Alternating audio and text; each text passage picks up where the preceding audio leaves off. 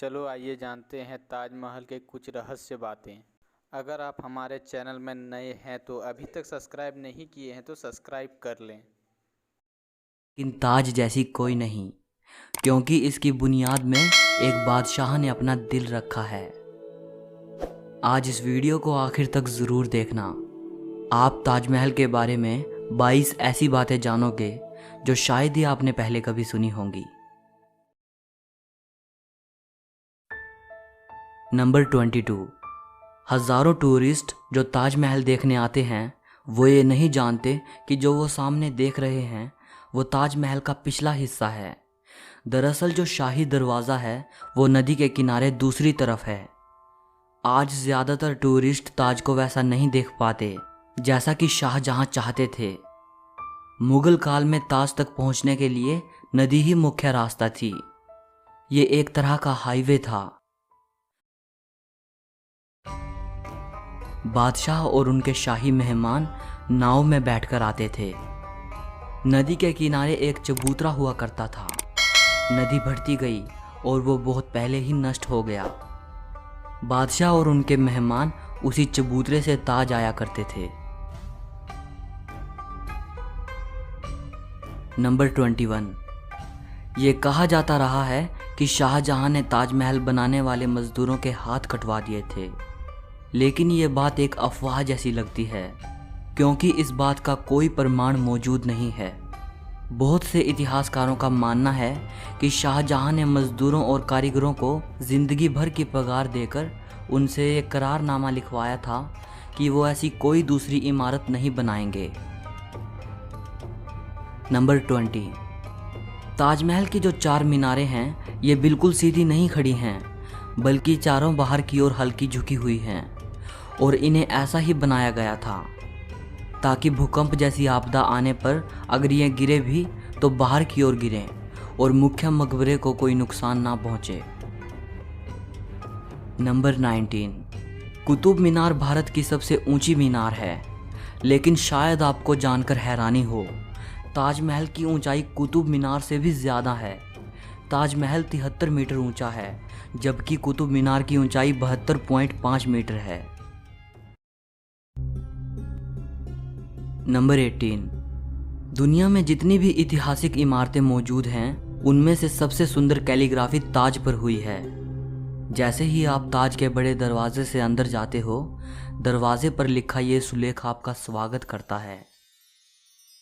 हे आत्मा, तू ईश्वर के पास विश्राम कर, ईश्वर के पास शांति के साथ रहे और उसकी परम शांति तुझ पर बरसे।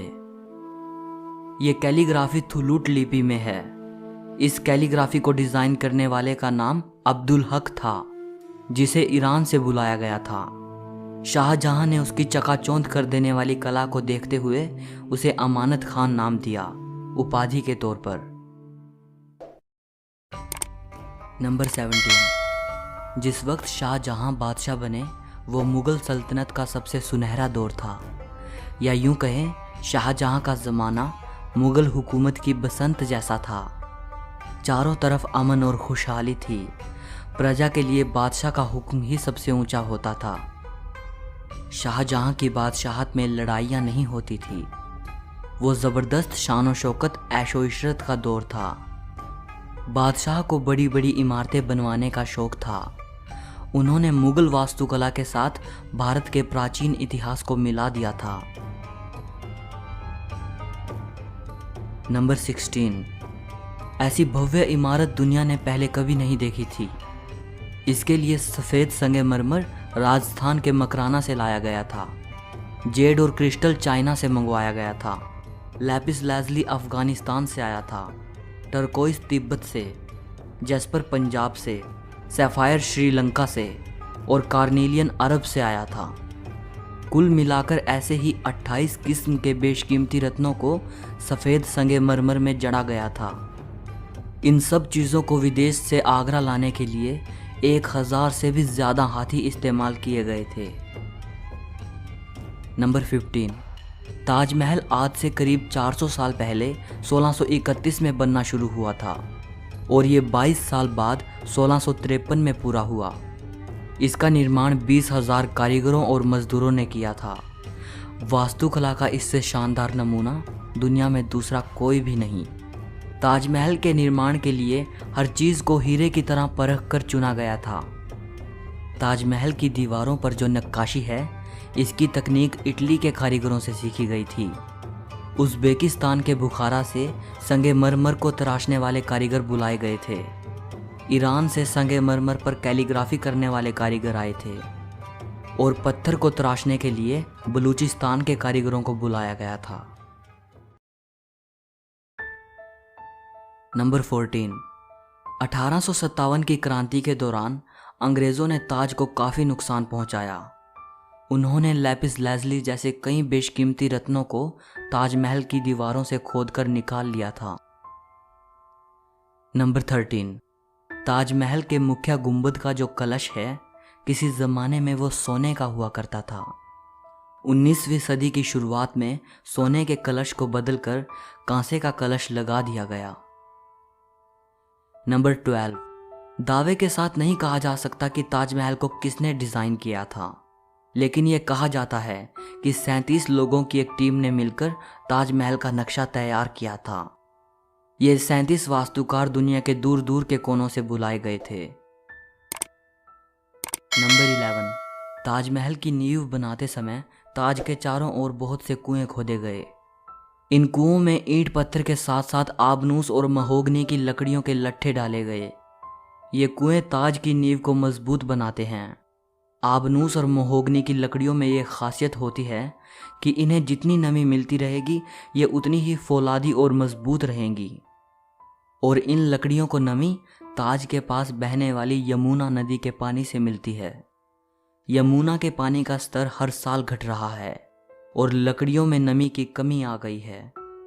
यही वजह है कि सन 2010 में ताज में दरारें देखी गई। नंबर 10।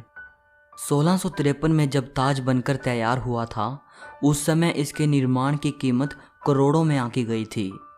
उसी हिसाब से अगर आज ताज बनवाया जाए तो इसे बनाने में कम से कम 57 अरब 60 करोड़ रुपए लगेंगे। नंबर 9। 1989 में एक भारतीय लेखक P.N. ओक ने एक किताब लिखी थी जिसका नाम था ताजमहल द ट्रू स्टोरी। इस किताब में उन्होंने कई तर्कों के साथ ये दावा किया था कि ताजमहल मकबरा बनने से पहले एक शिव मंदिर था और इसका नाम तेजो महाल्या था। सन 2000 में P.N. ओक ने अपनी बात को सिद्ध करने के लिए ताज की साइट खोदने के लिए सुप्रीम कोर्ट को अर्जी दी थी, जिसे सुप्रीम कोर्ट ने रद्द कर दिया। आर्कियोलॉजिकल सर्वे ऑफ इंडिया के मुताबिक ताजमहल कभी एक शिव मंदिर था, इस बात के कोई सबूत नहीं हैं, बल्कि शाहजहां ने ताज को बनवाया था, इसके प्रमाण ही इतिहास के पन्नों में मिलते हैं। नंबर 8। एक कहानी प्रसिद्ध है कि शाहजहां यमुना नदी के दूसरी तरफ काले संगमरमर से ऐसा ही एक और काला ताजमहल बनाना चाहते थे।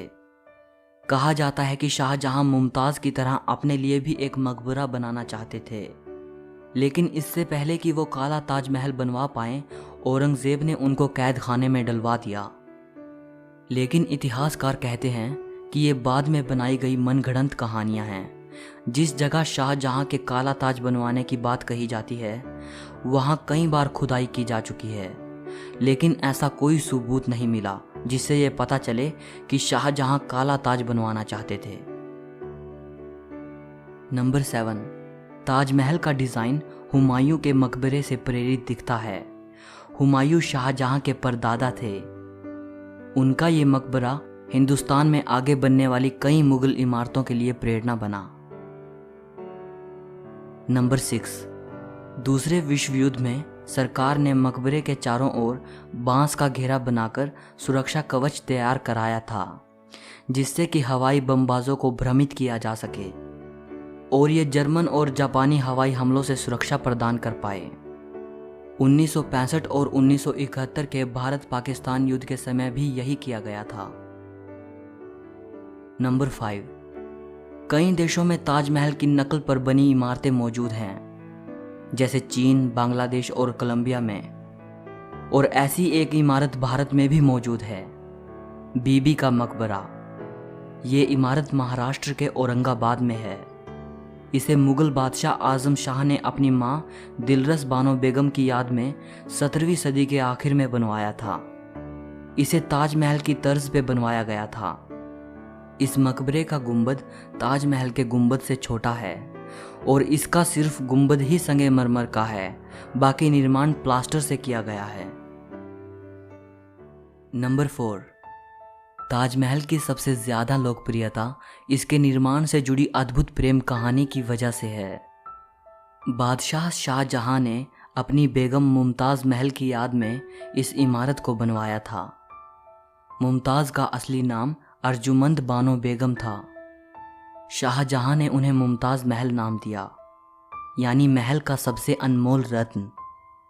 महज 38 साल की उम्र में अपनी 14वीं संतान को जन्म देते वक्त मुमताज़ की मृत्यु हो गई। उस वक्त वो बुरहानपुर में थी। अपनी प्रिय बेगम की मृत्यु से बादशाह बेहद दुखी हुए, जैसे उनकी जिंदगी ही तबाह हो गई। और आखिर उनकी याद में शाहजहां ने ताज को बनवाने का फरमान जारी किया। नंबर 3, पहले मुमताज़ को बुरहानपुर में ही दफनाया गया। इसके बाद शाहजहां ने ताज को बनवाना शुरू किया। तब बुरहानपुर से मुमताज़ के शव को निकालकर जहां ताजमहल बन रहा था उसके पास एक बगीचे में दफनाया गया। ताजमहल को तैयार होने में 22 साल लगे। तब तक मुमताज़ का शव बगीचे में बनाई गई कब्र में ही दफन रहा। बाद में उसे ताजमहल के अंदर मुख्य गुंबद के नीचे दफनाया गया। नंबर 2, शाहजहां का सारा ध्यान ताज को एक खूबसूरत रूप देने में लगा रहा। इसी बीच शाहजहां के ही बेटे औरंगजेब ने आगरा पर हमला कर अपने पिता को कैद कर लिया। शाहजहां से पूछा गया कि वो क्या चाहते हैं, तो उन्होंने कहा कि उनको ऐसी जगह पर कैदी बनाकर रखा जाए जहां से वो सीधे ताज को देख पाएं, और उनकी ये ख्वाहिश पूरी कर दी गई। कैद में रहते हुए भी शाहजहां हर वक्त ताज को देखते रहते, और वहीं उन्होंने अपनी जिंदगी की आखिरी सांस ली। मृत्यु के बाद उन्हें मुमताज़ के साथ ही ताजमहल में दफनाया गया। एक हारे थके बादशाह को भी अगर किसी ने गिरने नहीं दिया तो वो मुमताज़ के लिए उनका बेपनाह प्यार ही था। जिस लगन से प्यार की ये अनोखी निशानी बनकर तैयार हुई, उसकी मिसाल आज पूरी दुनिया के सामने है। नंबर 1, कवि रविंद्रनाथ टैगोर ने ताजमहल के बारे में लिखा है, वक्त के गाल पर एक आंसू, हमेशा हमेशा के लिए। उन्होंने ताज की छवि वक्त के गाल पर एक थमे हुए आंसू के रूप में बयान की है। शाहजहां जानते थे कि ये दौलत, ये ताकत और ये शान व शौकत एक दिन सब खत्म हो जाएगा। उन्होंने सोचा कि कुछ ऐसी यादगार चीज़ बनाई जाए जो हमेशा रहे, और शाहजहां ने अपनी प्रिय की याद में ताज को बनवाया। आज बादशाह नहीं रहा, उनकी हुकूमत नहीं रही, और उसकी सल्तनत को भी ख़त्म हुए कई ज़माने गुजर गए। बस एक ताज है जिसने बादशाह की सदियों पुरानी प्रेम कहानी को खुद में संजोए रखा है। प्रकृति की गोद में चांद सी जगमगाती ये भव्य इमारत सदियों से दो प्रेमियों के प्यार की अमर कहानी सुनाती आई है और सदियों तक सुनाती रहेगी। सो इस वीडियो के लिए इतना ही। अगर आपको ये वीडियो पसंद आई हो तो लाइक और शेयर ज़रूर करना। ताजमहल के बारे में या इस वीडियो के बारे में आपकी जो भी राय हो कमेंट में बताइए।